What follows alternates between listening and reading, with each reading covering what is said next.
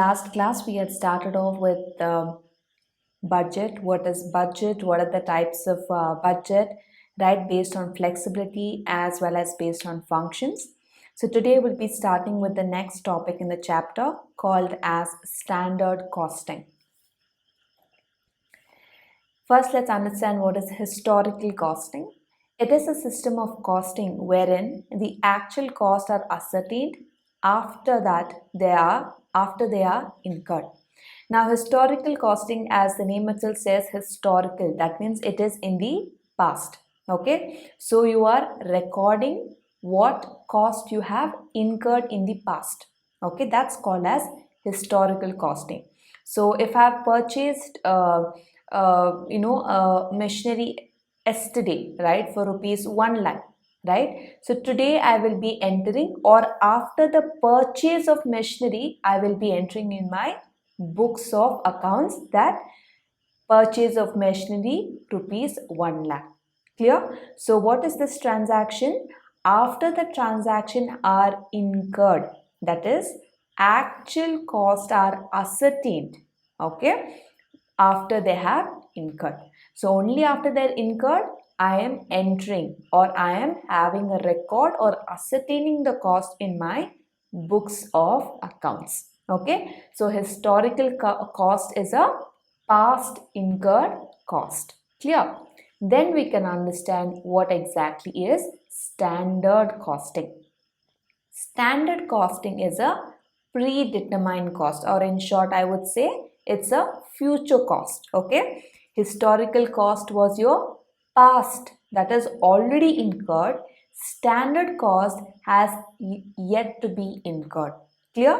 The word predetermined means before the transaction has incurred or has occurred, you are determining the cost. Okay, and how is it computed, or how do you decide the standard cost? It is in advance of production on the basis of specifications of all the factors affecting the cost. And we know that in order to produce a product, we need three categories, right? We have materials, we have labor, we have overhead.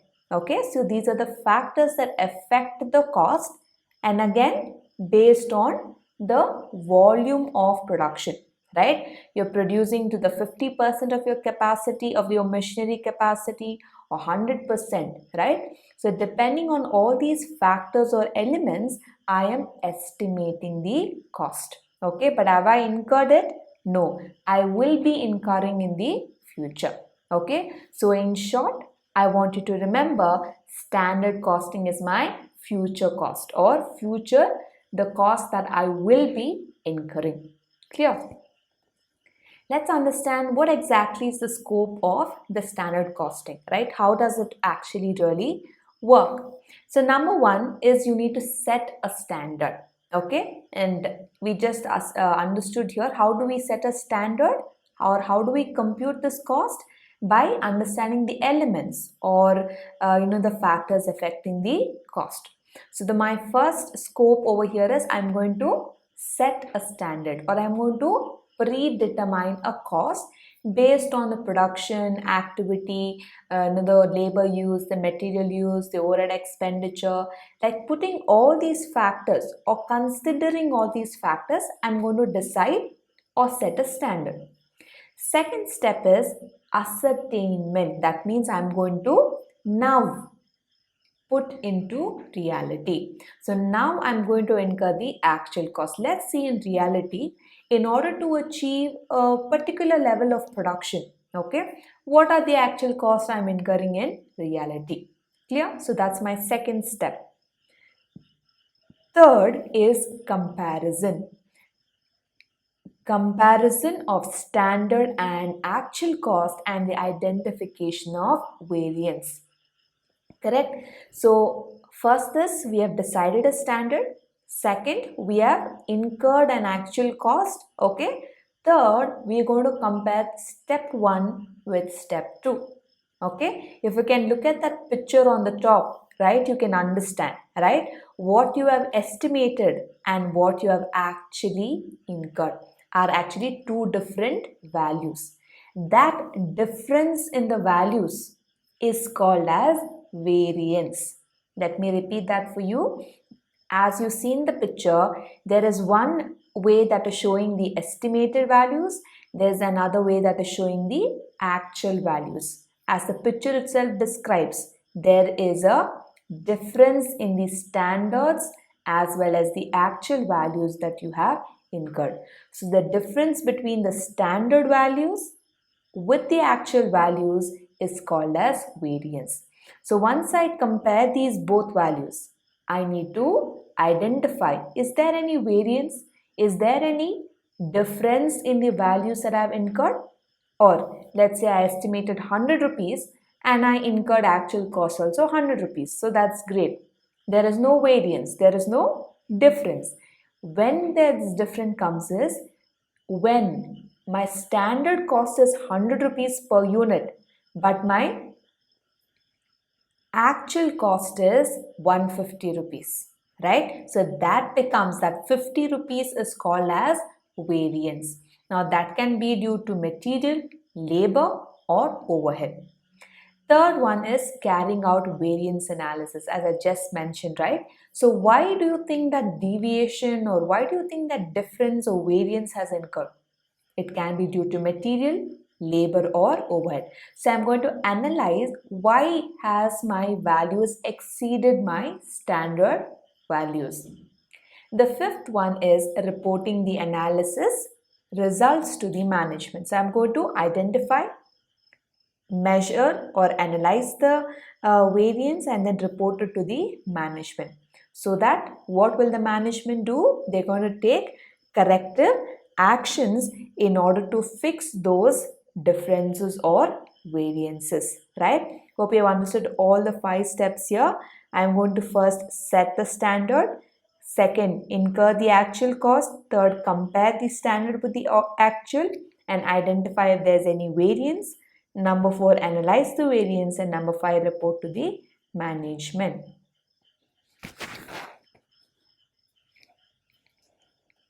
Next, we have analysis of variance, right? As we just mentioned, the difference between the standard and the actual values are called as variance. Now, let's say if actual cost is lesser than the standard cost, then the variance is favorable. That is, if I estimate it to be 100 rupees per unit, but in the actual, it comes up to 95 rupees per unit. So that condition or situation is called as favorable variance. Clear? So it's called as favorable. That means we have saved 5 rupees per unit. On the other hand, if the actual cost is more than the standard cost, the variance is unfavorable. Okay, that means I've estimated it to be 100 rupees, but what I've achieved in the actual cost is 150 rupees. Okay, so therefore that difference is unfavorable. Now, what does a favorable variance signify? It signifies the company or the organization is efficient. On the other side, if it's going to be unfavorable, then definitely it indicates the inefficiency of the company or the management. So there are 3 major variances that we'll be studying in this chapter. So we'll also be having problems under material and labor. Okay, under overhead we'll just have theory, but under the first 2 topics we'll have practical problems as well. First one is material cost variance. What is it? It's the difference between the standard material cost and the actual material cost incurred. Let's say the raw material cost, right? I estimated it to be 1000, but it has come out, the actual cost incurred is 2000. Okay, so that's called as material cost variance. The second is labor cost variance. It is the difference between standard labor cost, okay, and the actual labor cost incurred. So here in the first method, in the first point, we are studying about the materials, and now we'll be studying about the labor used or the amount of labor cost that the company incurred. Next, we have the third one, overhead cost variance. Now, this is the difference between the standard overhead cost and the actual overhead cost. That can be factory, administration, selling, right? So, all these expenses comes under the overhead. So any differences from the standard overhead cost to the actual overhead cost will be called as overhead cost variances. So these are the broad three categories that I want you to remember under the types of variances. So under the first one, that is the material cost variance, we have two bifurcations or categories over here, that is material price variance and material usage variance. Material price means it's about the difference between the cost of materials used. Okay, I set, let's say I estimate it to be 50 rupees as the cost of materials used, but it has come up to 30 rupees per unit. So that's the cost of materials that is used. Okay, next, that's about material cost variance. Okay, the total material.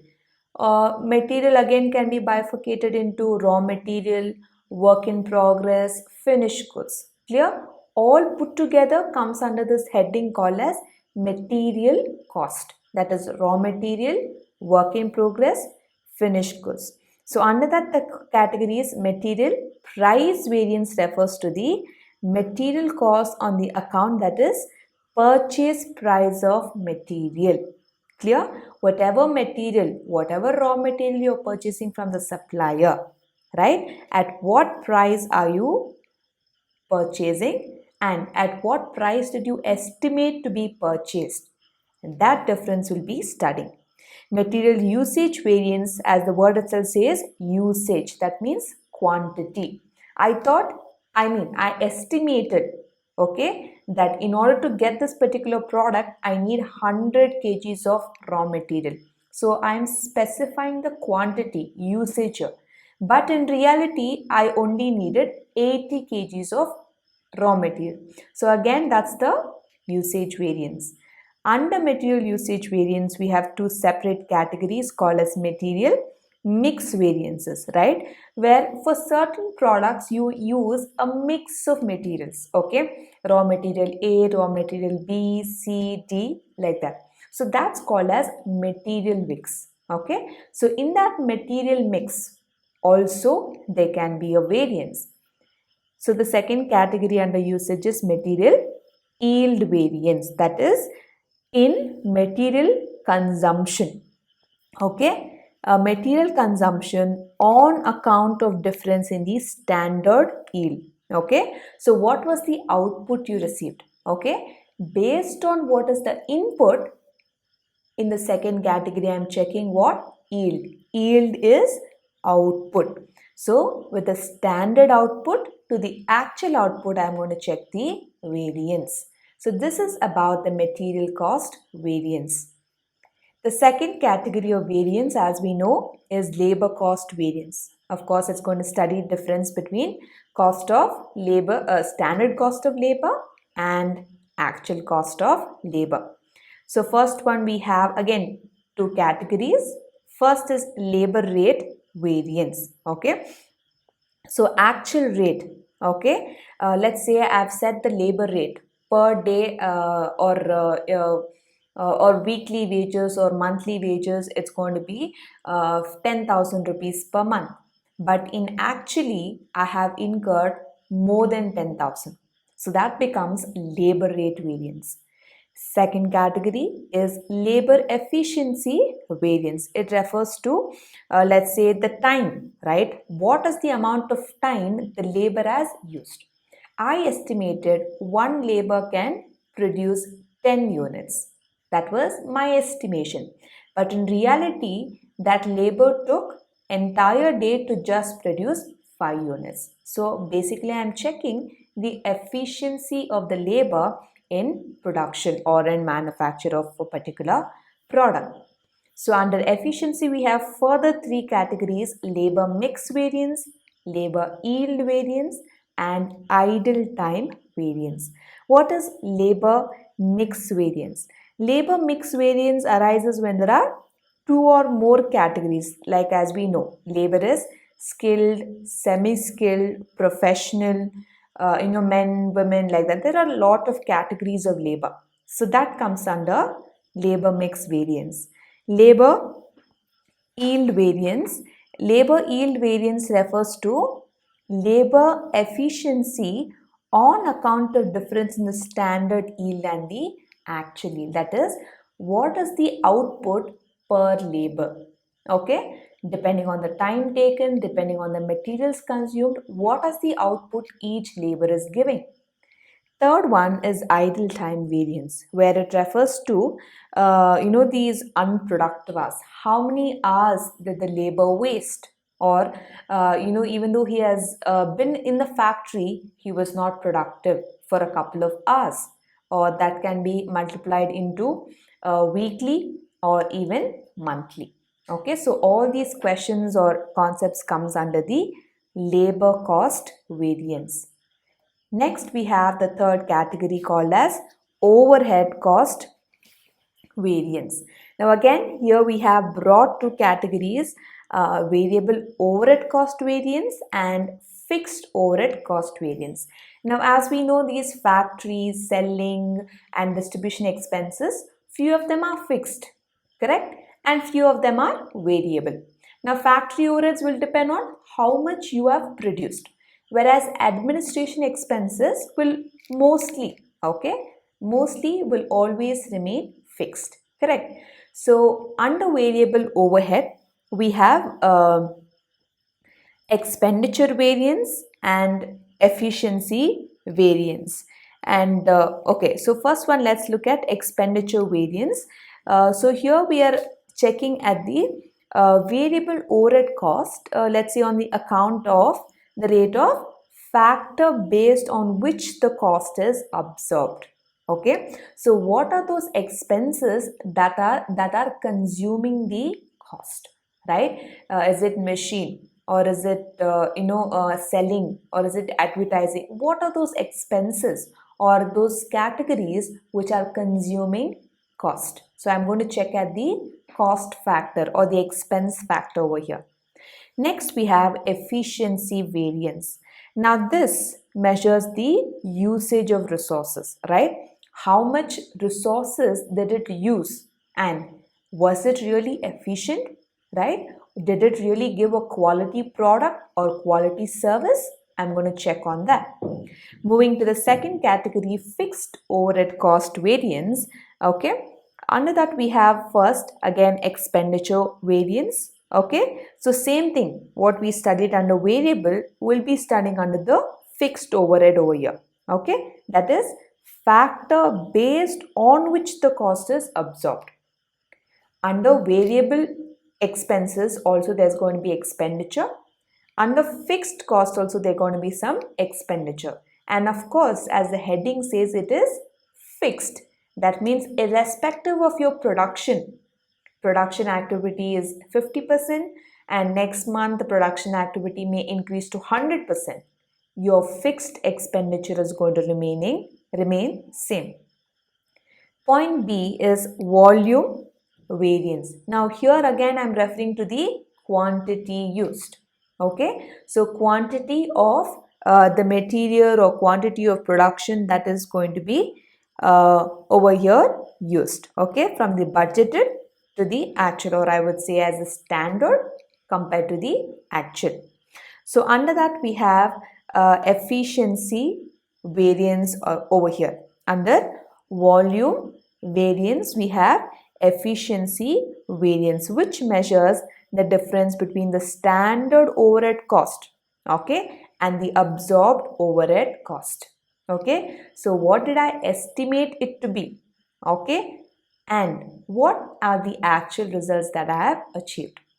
Next is capacity variance, where we'll be talking about the standard overhead cost and the budgeted overhead cost in terms of capacity, right? Because each organization or each product depends upon certain capacity of a machine or a technical equipment, factory, etc. So we're going to study about the capacity. The last one is the calendar. Again, here we're going to measure the time taken in order for the overheads to be incurred or the overhead expenditures to be incurred in a particular budgeted time period, or a particular, let's say, for a month or for 6 months or for a year. Okay, so the time taken and the amount of expenses incurred in that particular time. Clear? So these are the complete theory about the third unit, that is budgeting and control.